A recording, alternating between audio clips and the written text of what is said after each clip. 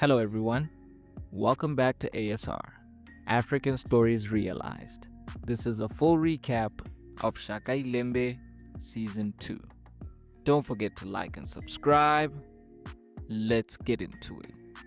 Episode 1 picks up with more bloodshed. As Shaka makes his way back to Kwanobamba, he sends assassins to kill his brother, Bakauza, the grandson of Pungashe, king of the Buthelezi, who was taking a dip in the river with his comrades. Shaka's men arrived, killing one of Bakauza's bodyguards before taking the young prince's life in front of his men.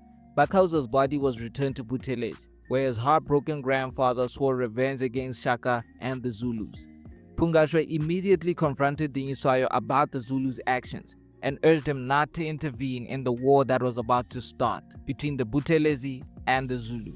However, Ndwandwe denied having any knowledge of the assassination and warned Pungashe against provoking Shaka. Ndwandwe's mother then confronted him for defending Shaka's actions and treating him like his own heir. However, Ndwandwe reminded her that his own son had abandoned the Mthethwa cause. Meanwhile, in Kwanobamba, Shaka's arrival coincided with the news of Bakauza's assassination, with Shaka's other brothers and their mothers fleeing his relentless purge. The Zulu royal advisors confronted Mkabayi over Shaka's actions, questioning if they could trust someone who didn't hesitate to kill his own family. But she silenced them as the new king's arrival was met with a bittersweet reception. Mkabayi then confronted Shaka about the bloodshed, reminding him that the plan was to unite the kingdoms through peace. But Shaka was determined to bury all the potential challenges to his Zulu throne. Shaka then had a moment of reflection as he remembered how cruel of a king and human being his father was, which led to him being resented by even Shaka. Shaka decided to soften his approach when Zwijana's mother, Bibi, and her family were forced to kneel before the king, begging for their lives, with Shaka ultimately sparing them after they accepted his rule. Meanwhile, at the Ndwandwe palace, Zwide's men returned from war, celebrating a bloody victory over the Tonga tribe. We are introduced to Zwide's sons and his nephew, Nzilikazi, who was praised for his skill on the battlefield. King Muhalo of the Tonga was then sentenced to death by Zwide, who forced the king's wife and mother to carry out the execution as the Ndwandwe tribe watched on. Shaka was then confronted by Mbopa, one of Umutli's most loyal servants. He questioned why the king killed Umutli, and Shaka explained that he wanted Mutli by his side, but he rejected his offer and stood in the way of what was rightfully his. Shaka then offered the young man a position as his servant in honor of Mutli, which he accepted. Meanwhile, Nandi delivered a chilling warning to the people of Elangeni. Despite them asking Nandi to forgive them for how her and Shaka were treated there, Nandi was on a warpath as she rejected their apology and promised them that their day will come. Back at the Ndwandwe palace, Ndwandwe's son, Zwijana, had overstayed his welcome. Despite telling the Ndwandwe everything he knew about his father, Zwide's mother ordered him to return to the Mthethwa palace as a spy and get close to his father. She then got one of the Ndwandwe warriors to help him get his story straight and be more convincing for when he returns to Mthethwa. In Kwanobamba, Shaka received word of Pungashe's army approaching.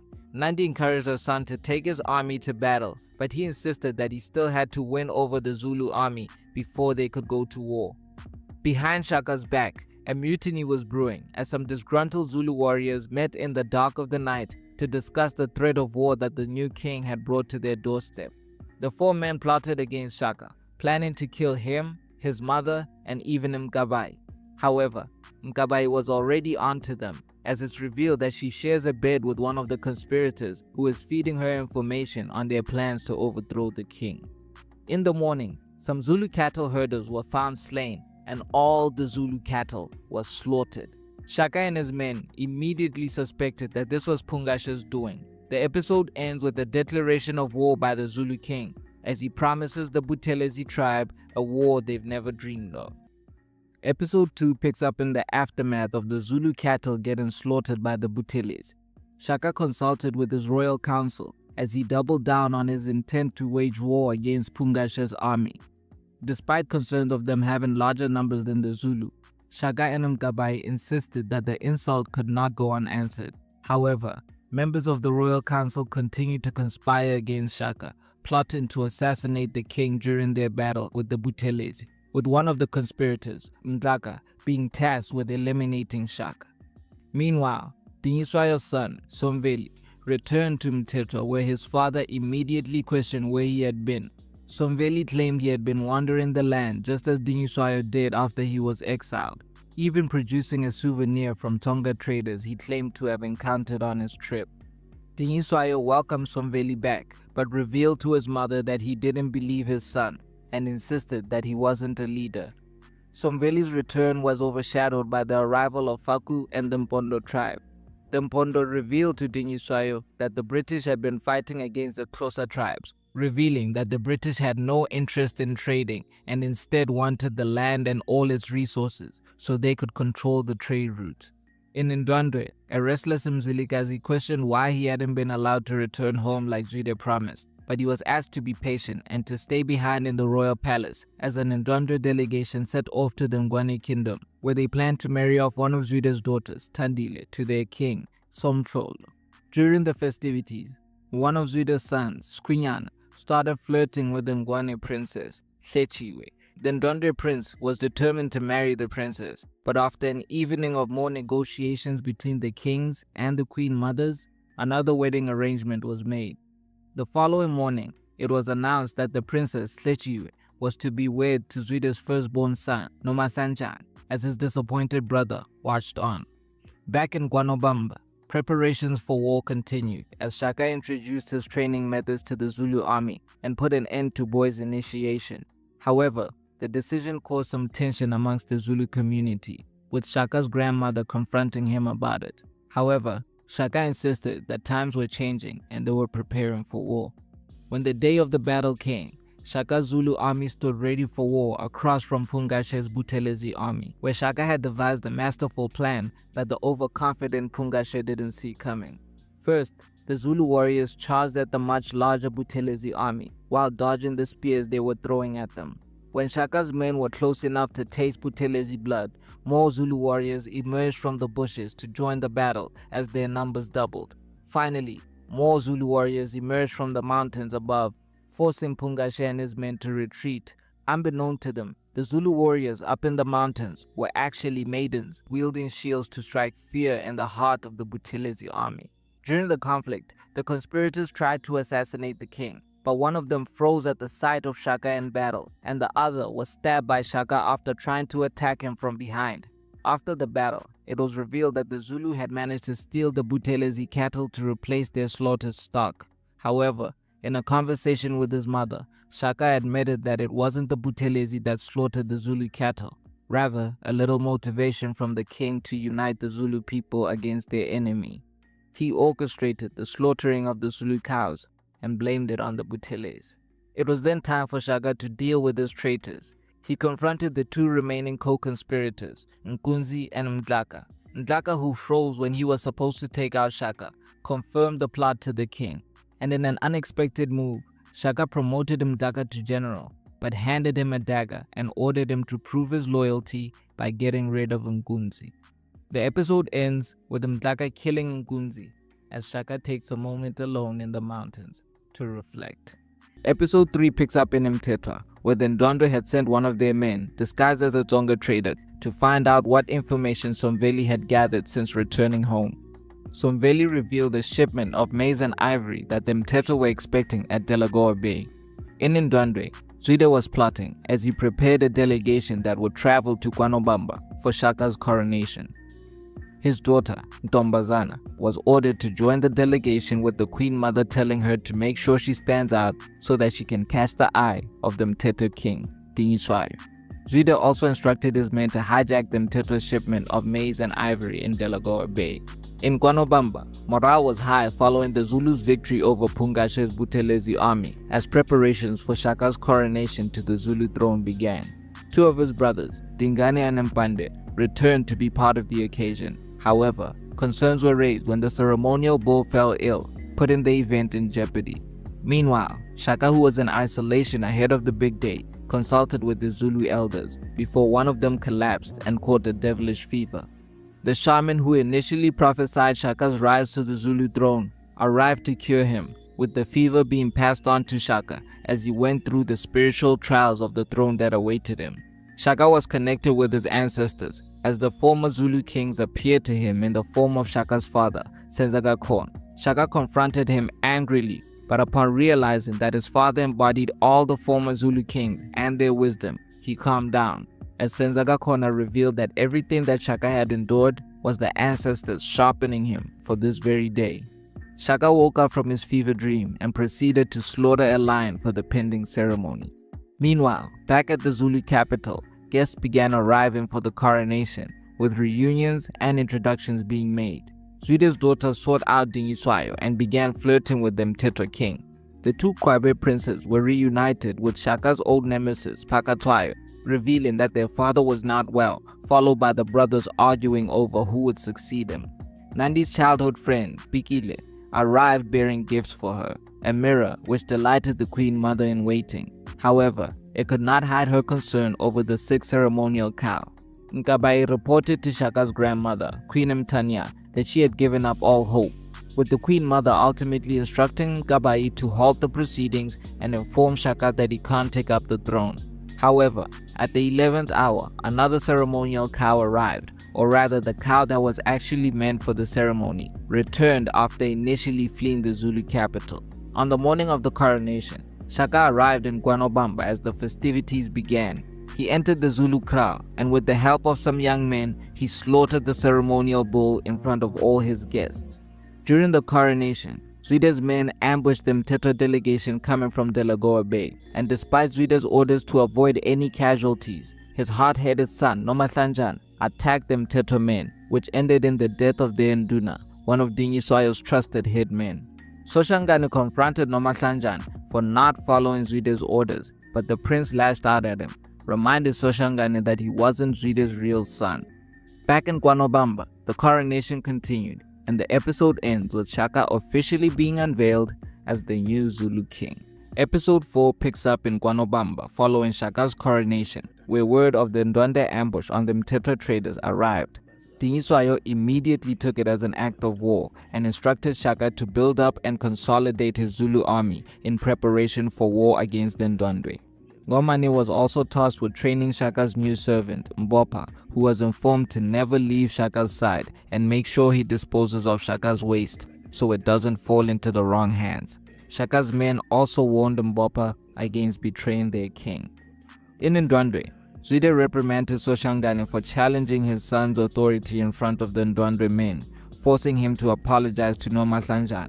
However, Zwide also disciplined his son for going against his orders and putting them at the brink of a war they're not ready for, with Mzilikazi's father and uncle also arriving to voice their concerns on behalf of the Khumalo tribe. Nomahlanjana then went on a warpath, as he bullied the other men before finding his wife, Hlejiwe, and his brothers, Kwinyana, enjoying each other's company by the river. He confronted the couple, beating them both up before dragging his wife away from the wounded Kwinyana. Over the next few months, Shaka and Ngomane strengthened the Zulu army at a neck-breaking pace, with Nandi, who the Zulu kingdom had embraced as their queen mother, introducing a female regiment to support the Zulu warriors. However, Shaka's judgment was questioned by his royal council when he forbade the men in the Zulu army from taking wives, with Shaka revealing that he doesn't plan to get married or have any children.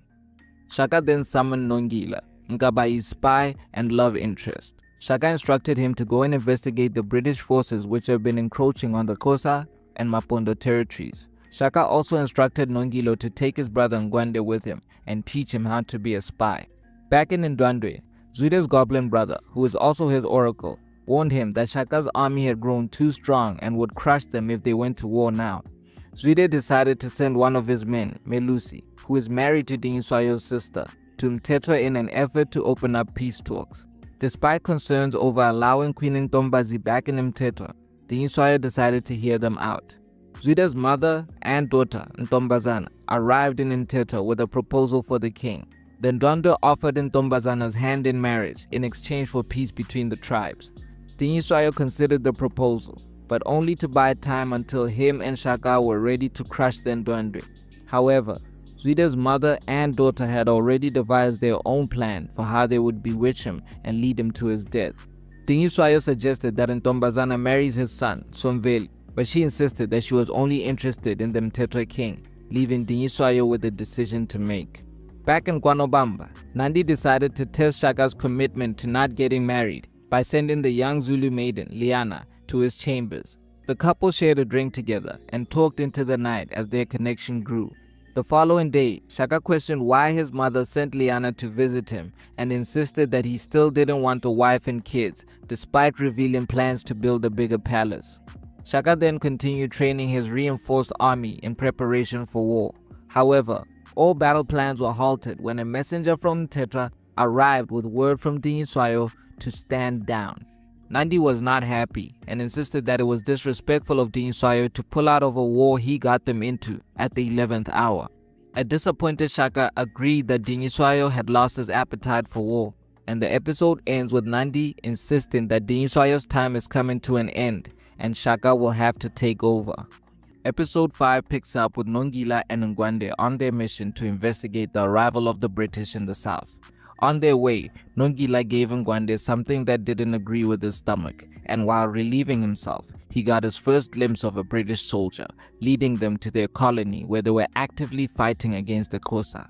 They immediately tried to make a run for it, but they were stopped in their tracks by a group of Boer farmers who thought they were trying to steal their cattle.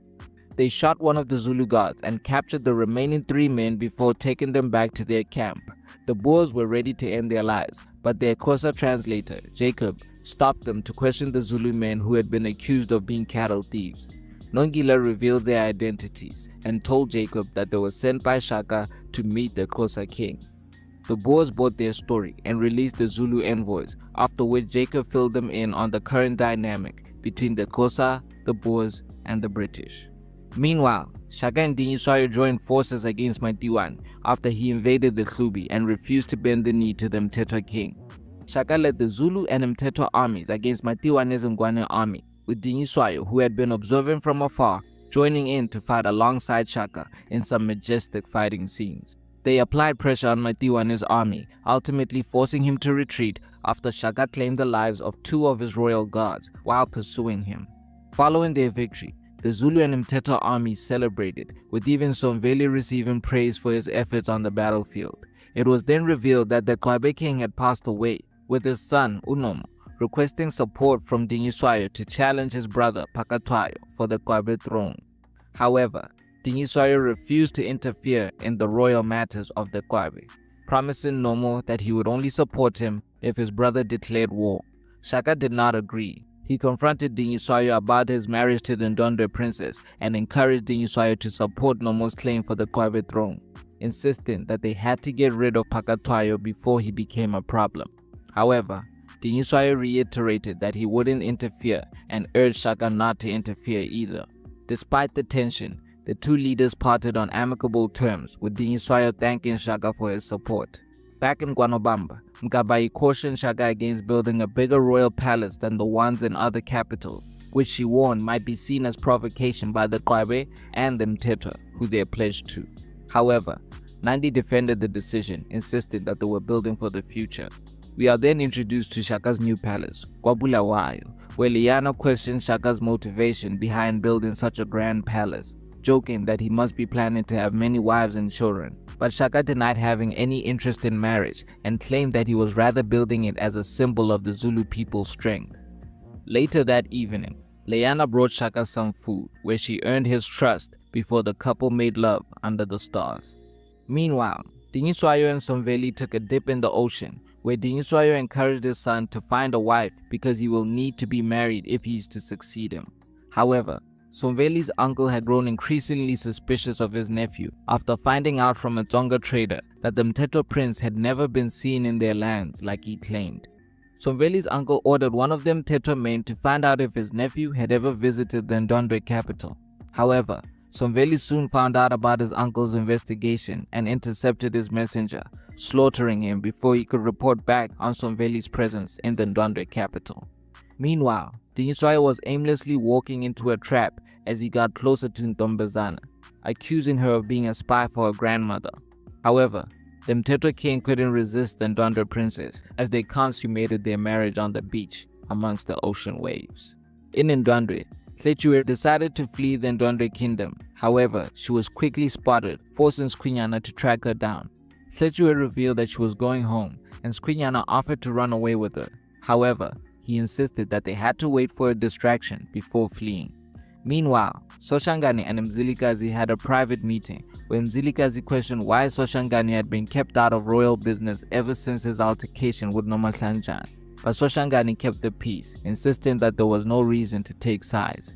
However, later that evening, the two warriors would bear witness to a gruesome scene as Zwide confronted Melusi for harboring the Mthethwa messenger who was sent to investigate if Somveli had ever been in Ndwandwe. Melusi, who is married to Dingiswayo's sister, denied having any knowledge of the messenger's investigation, but the episode ends with Zwide stabbing Melusi before his mother's hyenas arrive to finish him off. Episode 6 picks up in Mthethwa with an angry Dingiswayo determined to avenge the death of his brother-in-law, Melusi.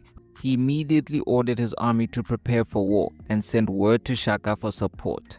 Meanwhile, Nongila and Ndwandwe met with one of the Xhosa kings, who invited them to a meeting where the Xhosa kings discussed the threat of the British and the Boers, debating whether they should accept their proposal for trade and cooperation.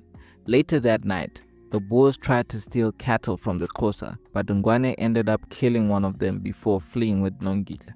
Back in Mthethwa, Dingiswayo's mother questioned Ntombazana and her handmaiden, but she refused to talk in the absence of the king. Dingiswayo and his mother agreed that Zwide had been playing them all along, before once again interrogating Ntombazana and her handmaiden. Ntombazana confessed to being sent to seduce the Mthethwa king and bewitch him. After a heated exchange, Dingiswayo spared the Ndwandwe princess and later invited her to his palace, where they slept together. After capturing Dingiswayo's seed for her grandmother's spell, Ntombazana and her handmaiden killed an Mthethwa god before making their escape. A messenger was given the Mthethwa king's seed and ordered to deliver it to Ntombazana. Back at Mthethwa, Dingiswayo's mother reported the escape to her son, making Dingiswayo even more determined to march on Ndwandwe. A guilty Somveli then decided to come clean to his father, confessing that he made a deal with Ndwandwe and has been spying on them, ultimately leading to the death of Buza, one of his father's trusted advisors. An angry Dingiswayo attacked his son before disowning him and banishing him from the kingdom. In Gwanobamba, Shaka received word that the Mthethwa were preparing to march on the Ndwandwe, with Dingiswayo requesting support of Shaka's Zulu army, but Shaka insisted that it would take some time to gather his army. However, Dingiswayo was not patient enough to wait for support and insisted that they march on Ndwandwe as soon as possible without the Zulu army. Unbeknown to him, Queen Ntombazi's spell was already in effect, with the Mthethwa king already starting to hear things before disappearing from the camp. The Mthethwa army scrambled to look for their king, who was getting lured to the Ndwandwe capital by Queen Ntombazi's spell. Dingiswayo made his way to Gurungom with the belief that his men were marching with him, but upon arriving in the Ndwandwe capital, it was revealed to be an illusion that was conjured up by Queen Ntombazi. The episode ends with a confused Dingiswayo finding himself trapped by Zwide in the Ndwandwe capital. Episode 7 picks up in Gurungom following the capture of Dingiswayo, who woke up in an Ndwandwe hut while his men desperately searched for him. Dingiswayo was then taken to the royal hut where Zwide confronted him, telling him to beg for his life, which Dingiswayo refused to do. Dingiswayo was then brought before the Ndwandwe court for a trial, where humiliation ensued. Zwide praised his daughter for helping capture Dingiswayo, followed by another confrontation with him, where he warned the Ndwandwe king of a storm that would come after his passing. The Mthethwa king was then tied down, while a herd of cattle was released before trampling over him. Queen Ntombazi then ordered Nomahlanjana to deliver the final blow. He was handed an axe before beheading the Mthethwa king and presenting his head as a trophy to his grandmother, who later used it for her dark rituals. While all this was happening, Squinyana and Mthethwa took the opportunity to make their great escape. However, Nomahlanjana was hot on their trail once it was reported to him that they were both unaccounted for. When he found out, Squinyana's goblin uncle sent his servant Nyengelezi to protect his nephew. Nomahlanjana caught up with the couple and attacked his brother before Nyengelezi arrived to help him, attacking Nomahlanjana's men, who ultimately killed him. But Squinyana and Mthethwa managed to make their escape and hide away. An Ndwandwe delegation was then sent to stall the Mthethwa warriors who were still looking for Dingiswayo, informing them that the Mthethwa king had been captured in Gurungom and they should await terms for their surrender and his release. The delegation returned to Gurungom and reported that Shaka had not arrived yet at the Mthethwa camp, presenting Zwide with an opportunity to take him out as well. He quickly ordered his men to ambush Shaka and his army, who were on their way to support the Mthethwa. King Ndwandwe of the Khumalo and Mzilikazi's father, Mashobane, began questioning the Ndwandwe's growing strength and sadistic ways. However, Mashobane's hands were tied because his son was still under Zwide's command. King Ndwandwe decided to take matters into his own hands, cutting off Shaka and his men before warning them of the Ndwandwe ambush that awaited them. He also reported to them that Dingiswayo had fallen. Shaka was overwhelmed with grief, but soon focused his efforts on salvaging the Mthethwa kingdom. He sent Ngomane and his men to support the Mthethwa soldiers who were led to believe their king was still alive in captivity. Shaka then led his men to the Mthethwa capital, where another Ndwandwe delegation was sent to deliver the news of their fallen king and demanded they surrender. The Mthethwa requested time to deliberate, with all the pressure on Somveli to succeed his father and pledge their allegiance to the Ndwandwe. And just as it seemed like they had no choice but to concede to the Ndwandwe, Shaka and his men arrived in the Mthethwa capital, and the episode ends with the Zulu warriors attacking the Ndwandwe invaders. Episode 8 picks up in Oyengweni, with Shaka and his Zulu army dishing out retribution to the Ndwandwe men who were sent to invade the Mthethwa capital following Dingiswayo's passing. Shaka tortured Zwide's best friend, Kricha, before burning him and the rest of the Ndwandwe men alive. He then turned his attention to Nolujo, the Ndwandwe spy who had been working with Somveli. He left him alive to deliver a message to Zwide that he will burn Gudungomu and everyone in it. What followed was something out of a spy thriller, as word arrived that the Mthethwa men who had left for war with Dingiswayo were returning with Ngomane. Somveli, who had just been installed as the Mthethwa king, began to panic, warning Shaka not to trust his uncle Mondisa, claiming he was after the throne. An inquisition ensued, with Mondisa revealing everything he knew about Somveli's treacherous ways. Somveli tried to deny his part in his father's demise, but his servants supported Mondisa's claims, revealing that Dingiswayo had banished Somveli from Mthethwa before leaving for war. Somveli tried to justify his actions, but Shaka and Ngomane had no mercy, with his former Nduna, Ngomane, finishing Somveli off. His body would never be found, and the kingdom was spared of the news of his treachery. A heartbroken Shaka then took a moment to shed a tear by the ocean, apologizing to the Mthethwa ancestors for not being able to help Dingiswayo. Shaka then went on to offer his condolences to Dingiswayo's mother, promising to avenge her son.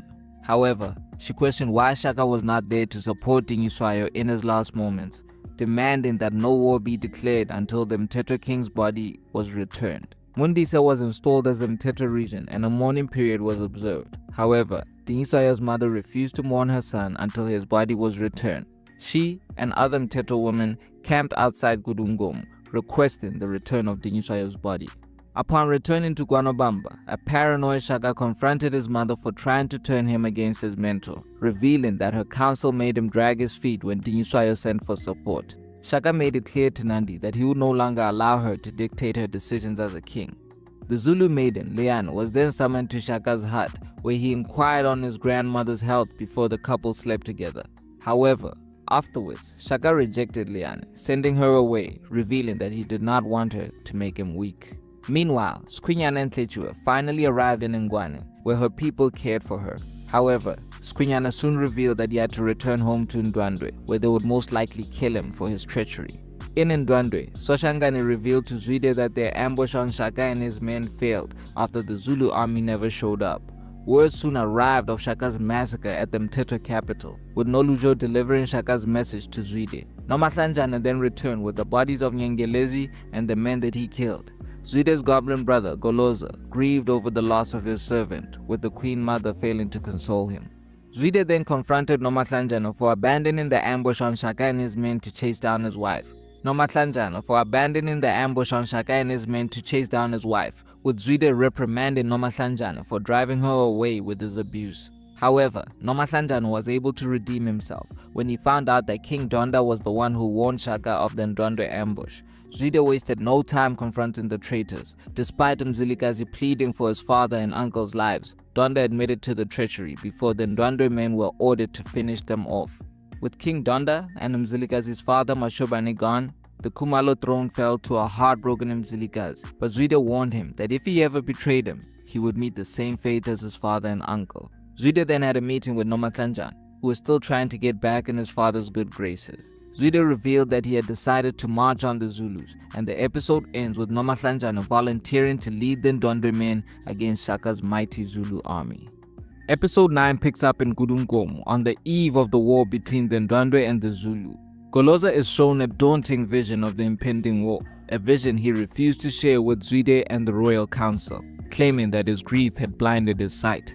It was also reported to Zwide that Mzilikazi and his regiment had disappeared. Zwide announced that his son Nomahlanjana would lead the Ndwandwe forces, despite one of his royal advisors insisting that he didn't have enough experience. Meanwhile, Nandi was in Elangeni requesting support for the upcoming war with the Ndwandwe, where her brother pledged the support of the Elangeni kingdom. The Hlubi king also pledged warriors to the Zulu cause. Nandi then made her way to the Kwabi, requesting their support. However, their newly crowned king, Phakathwayo, refused to support the Zulu unless Shaka submitted to him and the Kwabi.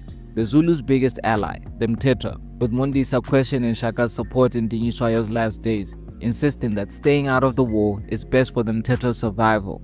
Despite Mzilikazi's absence, the Ndwandwe army marched to Kwanobamba with confidence after receiving word that the Mthethwa would not support the Zulu. Shaka had led his forces to a battleground of his choosing, but without the support of the Mthethwa, Shaka was forced to improvise as he planned to confront the Ndwandwe forces at the river, which Shaka's men were instructed to familiarize themselves with. Mzilikazi then arrived at the Zulu camp with his Khumalo regiment, pledging his spears to Shaka's cause against Zwide and the Ndwandwe. Shaka had no time to question the Khumalo king's loyalty as they continued with their preparation for their encounter with the Ndwandwe. Back in Gudungomo, Skwinyana returned home where his grandmother confronted him, blaming him for the loss of Nyengelezi. But the young prince defended his actions, insisting that he did not want to be like his father and brothers and would seek peace if he ever took the throne. Queen Ntombazi then sent him to check on his uncle, Goloza, who was still grieving the loss of Nyengelezi. Skwinyana visited his uncle and tried to comfort him before Goloza revealed what he saw in his vision, the deaths of Nomahlanjana and his brothers. Queen Ntombazi immediately orders Skwinyana to go and warn Zwide and his brothers. However, the first battle had already begun as the Ndwandwe forces arrived on the river banks. Nomahlanjana ordered his brother Mbedra to lead his forces across the river where the Zulu ambushed them while the Khumalo launched their spears with Mzilikazi fatally striking Mbedra. After the young prince fell, the Ndwandwe were forced to retreat, and back at their camp, Zwide mourned his son and once again promised that Shaka would pay. Back in the Zulu camp, they celebrated their victory in the first battle, but prepared for the next one, with Mzilikazi revealing to Shaka that there is nothing Zwide cares more about than his sons, with the two allies plotting to take the Ndwandwe princes out one by one. The following day, the Ndwandwe forces crossed the river early, planning to ambush Shaka's men. However, they were 10 steps ahead. Shaka's brothers were instructed to create a diversion using the Zulu cows as bait, ultimately forcing the Ndwandwe army to split up. While a group of them pursued the cattle, Nomahlanjana and his brothers led the Ndwandwe regiment into a trap, where a slaughter ensued, with Mzilikazi killing another one of Zwide's sons before pointing out the rest for Shaka and his men. Back at the river, Skwinyana arrived to warn his father of Goloza's vision. Zwide, Soshangana and Skwinyana all rushed to the battlefield, but it was too late to save his sons as he witnessed Shaka slaughter Nomahlanjana in front of him before being forced to retreat. Some Zulu warriors were also lost in the heat of battle, most notably Leana's brother, Nyembezi, who died trying to take out Zwide. Back at the Ndwandwe camp, Goloza's vision became a reality, with Zwide mourning his slain sons, and the episode ends with Zwide once again promising to make Shaka pay. Episode 10 picks up as Shaka got cleansed in the aftermath of the Zulu victory over the Ndwandwe at Kogi Hill. The acting regent of the Mthethwa, Mondisa, quickly sent his congratulations to the Zulu and apologies for not supporting them against the Ndwandwe. Shaka accepted the apology, but soon started plotting to get rid of Mondisa, with the spy in Mthethwa later confirming that he couldn't be trusted. Shaka ordered his brothers, Dingane and Mhlangane, to accompany Ngomani to Mthethwa and assassinate Mondisa. Shaka instructed them to gain Mondisa's trust by telling him that they were unhappy with his rule, and upon arriving in Oyengweni, Ngomani did not hold back, confronting the Mthethwa region for not supporting them against the Ndwandwe. Dingane calmed Ngomani down and suggested that he excuse himself from the meeting. Back in Kwanobamba, Shaka and his mother made up, with the young king apologizing to Nandi and promising to never turn his back on her counsel again. Nandi briefed Shaka on her recent trip to Kwabi, revealing that Phakathwayo demanded that Shaka and the Zulu submit to Mthandeni, which they agreed wouldn't happen. Nandi still insisted that they need the support of the Kwabe, but conceded that Phakathwayo would be a difficult ally, with Shaka hinting that he had a plan. Nomo then came to see Shaka, begging for his support. Shaka insisted that he will support Nomo and make sure that he sits on the Kwabe throne, but he advised him to be patient.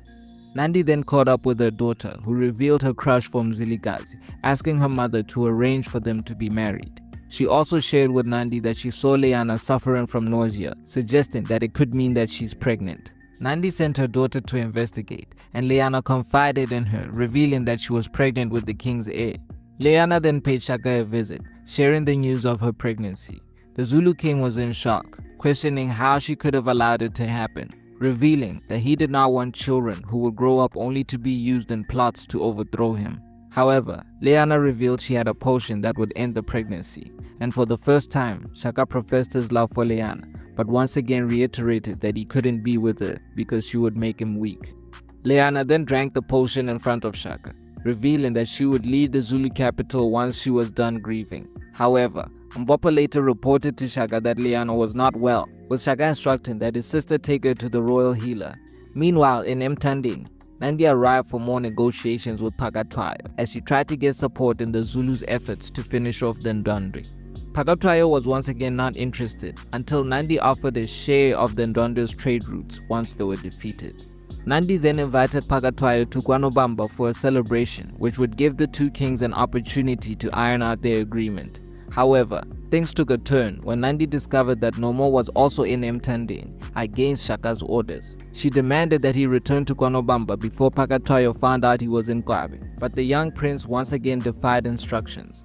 Nomo and his men stormed the Kwabe king's royal hut, killing Phakathwayo's guards. However, the Kwabe king was not in the hut, getting the drop on Nomo and capturing him for his failed assassination attempt. Shaka soon received word that Nandi and Nomo were being held captive in Mthandeni.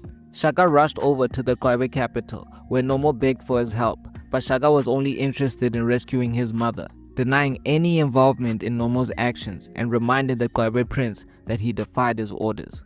Nomo was then sentenced to death for his treason, and in his last moments, he begged for Shaka's help before being dropped from the summit of a waterfall. After Nomo's execution, Shaka's two most trusted warriors confronted him for not helping Nomo, who was like a brother to them. But Shaka made it clear that the same fate awaited them if they defied his orders and put his mother's life in danger.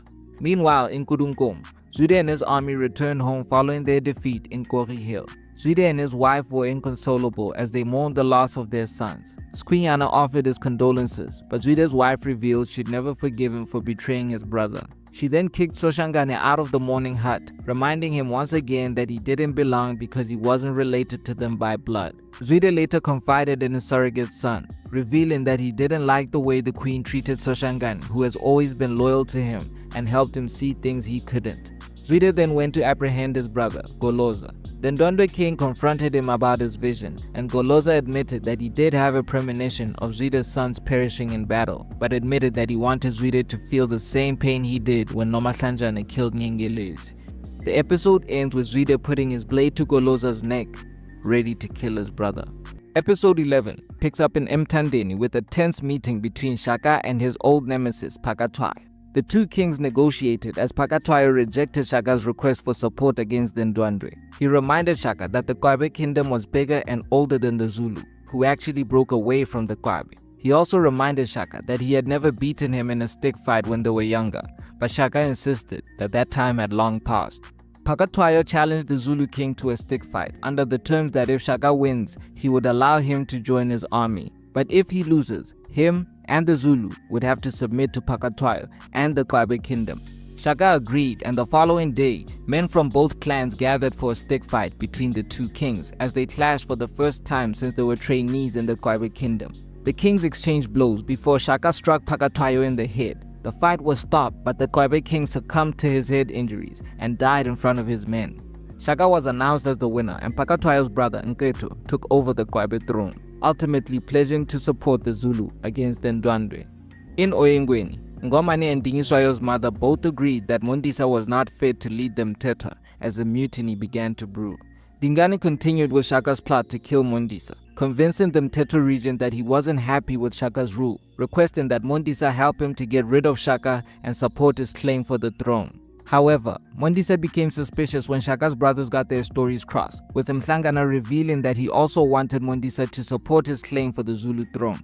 Further suspicion was raised when Mondisa discovered that a small group of Zulu warriors had been camping in secret near the Mthethwa capital. Mondisa confronted Shaka's brothers for plotting to take him out, revealing that he had captured the Zulu warriors who were camped near the capital, executing them in front of Dingane and Mhlangana before ordering his men to kill the Zulu brothers. However, Ngomane arrived demanding that the Mthethwa warriors stand down, with Mondisa's right-hand man, Mamba, joining the mutiny, ordering the Mthethwa warriors to put their weapons down before Dingane lunged at Mondisa with a dagger, assassinating the Mthethwa regent. Following Mondisa's death, Shaka arrived in Oyingweni and met with the Mthethwa elders to discuss a way forward, but he was not there to negotiate. Shaka demanded that they insert Mlandela on the Mthethwa throne and gave them two options, to either join the Zulu as an ally or become an enemy of the Zulu. Despite some initial resistance from one of them, the Mthethwa elders agreed to Shaka's terms, and Mlandela pledged the Mthethwa spears to Shaka's cause, which meant that he now had the Mthethwa and the Kabe pledged to the Zulu. Shaka then received the sad news that Leana had passed away due to the complications of trying to get rid of her pregnancy. He summoned the healer that gave Leana the potion to end her pregnancy and punished her, stabbing her in the stomach and leaving her to bleed out. Meanwhile, Zwide's mother, Queen Ntombazi, paid a visit to her mentor, a powerful witch doctor named the Dark One. She questioned why the muti, or potions she made out of Dingiswayo's body parts, failed to protect her grandsons, who died in their battle with the Zulu. The Dark One revealed that the potions didn't work because she failed to sacrifice her firstborn son, Goloza, which was the condition of the sinister pact they made in Season 1. The Dark One suggested that the only way for Ntombazi to make things right would be to bring him the heart of the Ndwandwe king. Unwilling to sacrifice Zwide, Ntombazi pulled out a dagger and plunged it into the Dark One's heart instead. She then carried his body parts back to Kudunkom, where she used them to make more potions for the upcoming war with the Zulu. Zwide meanwhile formed an alliance with Ngaba and King of the Ngoni, Zwangendaba, who agreed to support the Ndwandwe against the Zulu, but because of the massacre at Kori Hill, they insisted that they would only follow Soshangane into war. Skunyana and Ntombazana watched on before he revealed to her that Goloza had been in prison for treason. Ntombazana confronted Soshangane for getting her uncle arrested, taunting him for dedicating his life to please the man who killed his father. However, Soshangane insisted that he would never betray Zwide, as the couple went their separate ways. Zwide once again confronted Goloza, imprisoning him in a cage and insisting that his brother will spend the rest of his life there. He revealed that the only reason he kept Goloza alive was because he could still see the future, and for incentive, Zwide threatened to kill one of Goloza's children for each day that he refused to tell him what he saw. Meanwhile, Nongila helped Mzilikazi set up a meeting with Nolujo, the Ndwandwe spy. They offered him land and cattle to turn on Zwide and the Ndwandwe, which he accepted. He fed Zwide's daughter misinformation that the Mthethwa refused to support Shaka. Desperate to save her uncle's kids, she relayed this information to Goloza, who presented it as a vision to Zwide. However, Zwide revealed that it didn't support the intel from his spies in Mthethwa. He ordered for one of Goloza's sons to be fed to the vultures, but Ntombazana defied her father, saving her cousin from certain death. Zwide confronted his daughter for defying him, even threatening to kill her for her treachery. However, the Ndwandwe princess revealed she had something they could use, something even more powerful than the Dark One's heart. Ntombazana presented a feather she claimed fell from Shaka's headdress during his coronation, and the episode ends with a delighted Queen Ntombazi confirming that they can use it to bring down Shaka. Episode 12 picks up in Gudungom, with Queen Ntombazi enchanting the feather she got from her granddaughter to make Zwide a protection spell, insisting that as long as Zwide had it with him, it would keep him safe against the Zulu. The Ndwandwe began their march to Kwanobamba, with even Skunyana eager to avenge his brothers in battle. However, Ntombazana confessed to her uncle Goloza that the feather she gave to Queen Ntombazi for Zwide's protection spell had no connection to Shaka at all, and was rather just an ordinary feather. Goloza then looked into the future, and after seeing a premonition, he ordered Ntombazana to take his wife and kids and leave Gudunkomo immediately. Meanwhile, in Kwanobamba, Shaka and his generals devised a plan for the approaching Ndwandwe army. Some of his generals suggested that they take the fight to Zwide and their men, but Shaka suggested a more patient approach that would test the Ndwandwe army's endurance. Shaka ordered all the women and children to go into hiding, while his mother and grandmother made their way to the newly built royal palace, Bulawayo. Shaka's army also retreated into the Nganda forest, leaving Kwanobamba abandoned. Zwide and his men arrived in Kwanobamba after a long march to find that there was nothing for his hungry army to raid. No people, no livestock, and not a single grain of wheat left. Noluja suggested that the Zulu must be hiding in the forest, and after wandering for more miles, they finally spotted some Zulu cattle. Soshangani took some of his men with him to check out the forest, where he was confronted by Mzilikazi and his men. The two friends clashed, but were reluctant to spill each other's blood, with Mzilikazi ultimately sparing Soshangani, advising him to save himself because he'll never get the respect he deserves from Zwide. Soshangani then returned to the Ndwandwe camp, revealing that the Zulu were indeed hiding in the forest. Zwide ordered Soshangani to burn the forest and kill any Zulu warrior who tried to escape their fire trap. But after lighting it up and waiting for some time, no one came out of the forest. Shaka and his men instead launched an attack from the other direction, trapping the Ndwandwe between the Mthethwa River and the burning forest, leaving them no choice but to fight their way out. Shaka went straight for Zwide, with the two men exchanging blows, and just as Shaka was about to finish him off, Skwinyana rescued his father. Shaka was then forced to help his friend, giving Skwinyana the opportunity to force a retreat with a few men after knocking out Zwide. The rest of the Ndwandwe army had fled or was slaughtered at Mthethwa as the Zulu marched on to Gudungong. Ntombazi and Goloza had already accepted their fates, with Goloza revealing that he saw their demise in his vision. Ntombazi then gave Goloza some poison and comforted him as the life left his body. Ntombazi, however, did not take her own life. Instead, she confronted the Zulu army, who immediately took her captive. An angry Shaka ordered her execution, and they stripped her of her jewelry before burning her alive in a hut with her hyenas. Shaka and his men then set the rest of the Ndwandwe capital on fire before leaving it to burn. Zwide and Skwinyana watched on as Gudunkomo burned from afar, with Skwinyana suggesting they flee to Ngwane and seek refuge with King Somtlo. But Zwide was too proud to submit to the Ngwane king, giving Skwinyana his blessing to go to Ngwane and return with Mthethwa so they can rebuild the Ndwandwe. Skwinyana arrived in Ngwane and requested protection for the Ndwandwe. However, Somtlo feared retaliation from Shaka, insisting that they did not want to become an enemy of the Zulu. Skwinyana then expressed his desire to step in for his brother and take care of his widow, but lamented that he had nothing to offer her, instead opting to set her free. However, Mthethwa decided that she wanted to be with Skwinyana and return with him to Ndwandwe as her family gave them their blessing. Zwide then encountered Soshangani, admitting to his general that they would have avoided defeat if Zwide had taken his counsel.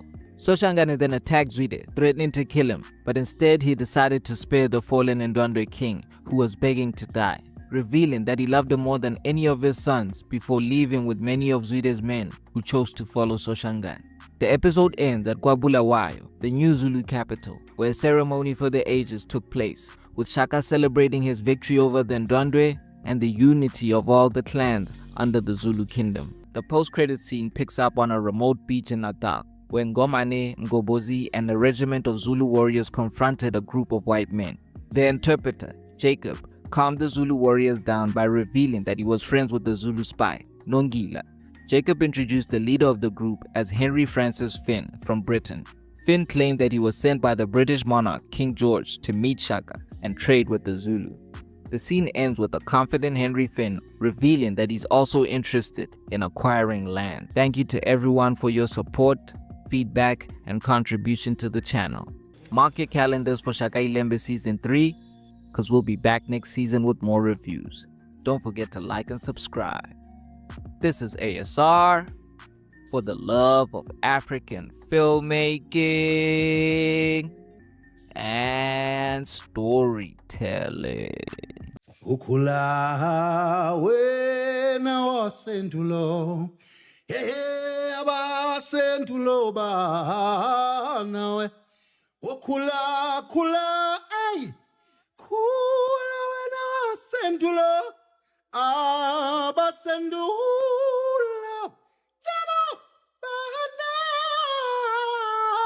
Yeah, ooh, cool,